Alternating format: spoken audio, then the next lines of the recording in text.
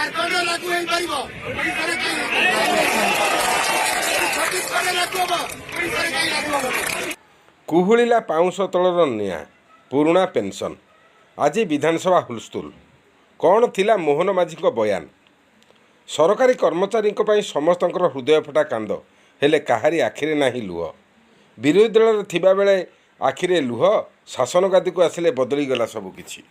Video को last पर्यंत देखंतु स्किप करंतु नहीं जो मैंने फास्ट टाइम साइट को विजिट करचंती से माने सब्सक्राइब करी बेल आइकन ने ऑल क्लिक करंतु फल जो नुआ वीडियो अपलोड हम तार नोटिफिकेशन फास्ट आपण पाखे पहुँच पार लाइक करंतु एवं अन्य बंधु मानक शेयर करंतु।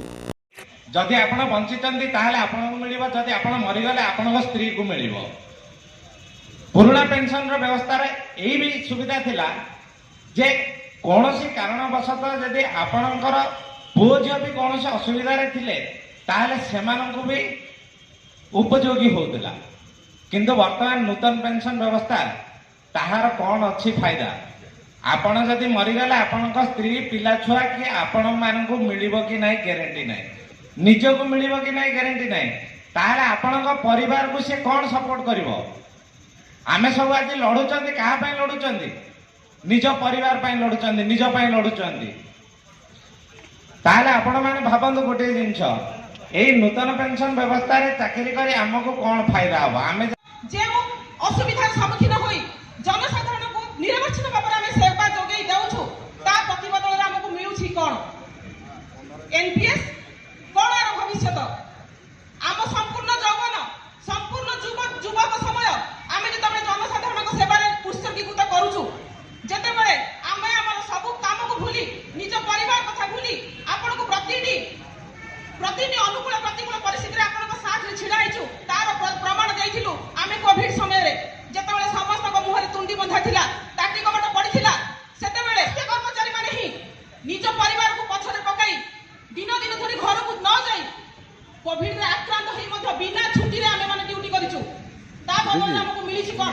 केवल ताली बाड़ीबा घंटा बाड़ीबा एवं कोविड योजना घोषणा कोन मिलिबो हमको सेथिलु तेनु हे सरकार आपण जे लोकप्रियतार डिंडिम बजाउछन्ती सेथि पई आमे कोन हमर कोनोसी ऑब्जेक्शन नाही आमे मना करूनु त निश्चित भाबरे आपण लोकप्रिय तेनु ए लोकप्रियता को आपण आउ आगु को बढ़ांतु लक्ष लक्ष सरकार कर्मचारी विभिन्न स्तर रे निज जीवन को बळी पकाई जो भाव में काम कर चलीछु तार प्रतिबदल रे हमर हक पुराना पेंशन हमको फेरई दियंतु कारण एया हमर भविष्य को सुनिर्दिष्ट करिवो सुनिश्चित करिवो एवं आमे शांति रे टिके ड्यूटी करि परिबु चाकरी क्षेत्र को जाई परिबु कर्म क्षेत्र को जाई परिबु जे हां अवसर परे आम हाथ रे किछि पैसा अछि आमे निजर वृद्धावस्था रे निजर सुरक्षा करि परिबु।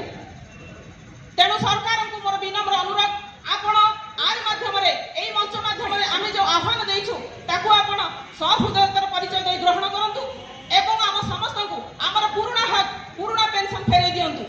आपण माने बेसी जानिछन्ती किंतु हमकु एटा पेंशन कथा अछि पेंशन के केंद्र सरकार निष्पत्ति नेले राज्य सरकार ताको निज राज्य रे निष्पत्ति देई परिबे कोन करि नांती एवं किछि राज्य रे ताको ग्रहण करि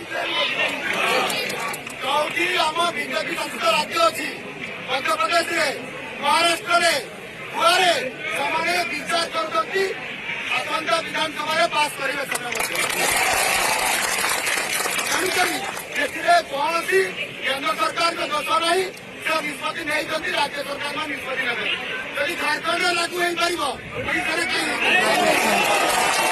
छत्तीसगढ़ लागू हो ओडिसा रे लागू हो गत 15 अक्टोबर 15/10/2022 रे माननीय मुख्यमंत्री ताको जन्मदिन रे घोषणा करले एणिकी आपनकर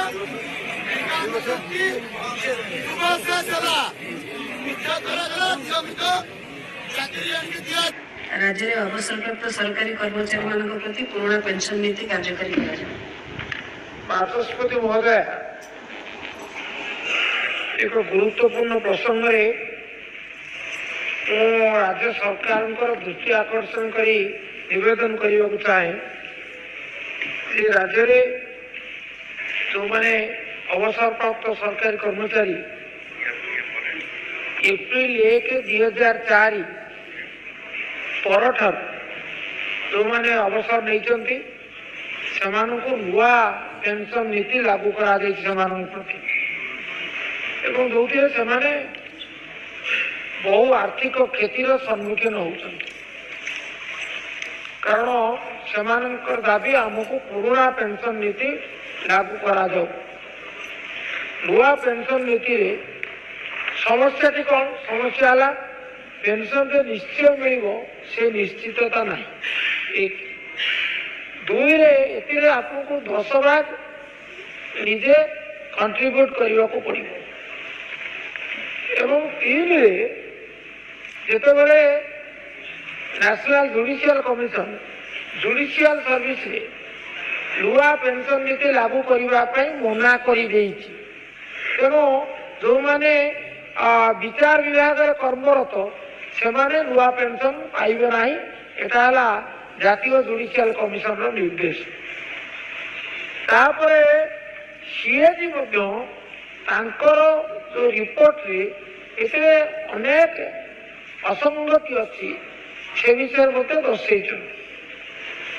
ଏବଂ ଆଉ ଗୋଟିଏ ବଡ଼ ଅସୁବିଧା ହେଲା ଏଥିରେ ଯେ ସମସ୍ତ 100% କର୍ମଚାରୀ ଅବସରପ୍ରାପ୍ତ ପାଇବେ ପେନସନ ବ୍ୟବସ୍ଥା ନାହିଁ। ତେଣୁ ସେମାନେ ଚାହାନ୍ତି ପୁରୁଣା ପେନସନ। ପୁରୁଣା ପେନସନରେ ପ୍ରଥମ ଲାଭ ହେଲା ଯେ ତାଙ୍କର ଶେଷ ମାସ ଦରମା ଅବସର ସମୟରେ ଯେଉଁ ମାସ ଶେଷ ସମୟ ଦରମାର ଅଧା ପାଇବେ ଆଶ୍ୱସ୍ତି। ଦ୍ୱିତୀୟ କଥା ହେଲା ଯେ ସେଥିରେ ନିଜର କିଛି କଣ୍ଟ୍ରିବ୍ୟୁସନ ରହିବ ନାହିଁ। ତୃତୀୟରେ ସେଥିରେ ଯେତେବେଳେ ମୁଦ୍ରାସ୍ଫୀତି ହେବ ସେଥିପାଇଁ ତାଙ୍କୁ ସହାୟତା ମିଳିବ। ଡିଓନେସ୍ ମହଙ୍ଗା ଭତ୍ତାର ପ୍ରାବଧାନ ଅଛି ଏବଂ ସେଥିରେ ପରିବାର ମଧ୍ୟ ଅନ୍ତର୍ଭୁକ୍ତ ଅଛନ୍ତି ଫ୍ୟାମିଲି ପେନସନ ଯୋଜନାରେ ଏବଂ ଯାହାଫଳରେ ସାମାଜିକ ନିରାପତ୍ତା ରହିବ। ଏବଂ ଏ ଗୃହର ଦୃଷ୍ଟି ଆକର୍ଷଣ କରି କହିବା ପାଇଁ ଚାହେଁ ଯେ 5ଟି ରାଜ୍ୟ ଛତିଶଗଡ଼, ରାଜସ୍ଥାନ, ହିମାଚଳ, ଝାଡ଼ଖଣ୍ଡ, ପଞ୍ଜାବ ଏବଂ 6ଠ ରାଜ୍ୟ କର୍ଣ୍ଣାଟକ ମଧ୍ୟ ପୁରୁଣା ପେନସନ ଦେବାକୁ ନିଷ୍ପତ୍ତି ଘୋଷଣା କରିଛି। ସୁତରାଂ ନୂଆ ସରକାର ନୂଆ ନୀତି ଅନେକ ନେବାକୁ ଘୋଷଣା କରୁଛନ୍ତି। ଇଏ ଅବସରପ୍ରାପ୍ତ କର୍ମଚାରୀମାନଙ୍କ ପାଇଁ ଏହି ନିଷ୍ପତ୍ତି ଘୋଷଣା କରିବାର ବିଚାର କରିବାକୁ ଆପଣଙ୍କ ଜରିଆରେ ମୁଁ ସରକାରଙ୍କୁ ଏବଂ ବିଶେଷ କରି ମୁଖ୍ୟମନ୍ତ୍ରୀ ମହୋଦୟଙ୍କୁ ଅବସରପ୍ରାପ୍ତ କର୍ମଚାରୀମାନଙ୍କ ତରଫରୁ ନିବେଦନ କରିବାକୁ ଚାହେଁ। ଏହିପରି ଅପ୍ ଟୁ ଡେଟ୍ ଭିଡ଼ିଓ ପାଇବା ପାଇଁ ଚ୍ୟାନେଲ୍ ସହିତ ଯୋଡ଼ି ହୋଇ ରୁହନ୍ତୁ। ଯେଉଁମାନେ ଫାଷ୍ଟ ଟାଇମ୍ ସାଇଟ୍କୁ ଭିଜିଟ୍ କରିଛନ୍ତି ସେମାନେ ସବସ୍କ୍ରାଇବ୍ କରି ବେଲ୍ ଆଇକନ୍ରେ ଅଲ୍ କ୍ଲିକ୍ କରନ୍ତୁ। ଯାହାଫଳରେ ଯେଉଁ ନୂଆ ଭିଡ଼ିଓ ଅପଲୋଡ଼ ହେବ ତାର ନୋଟିଫିକେସନ୍ ଫାଷ୍ଟ ଆପଣଙ୍କ ପାଖରେ ପହଞ୍ଚିପାରିବ। ଲାଇକ୍ କରନ୍ତୁ ଏବଂ ଅନ୍ୟ ବନ୍ଧୁମାନଙ୍କୁ ସେୟାର କରନ୍ତୁ।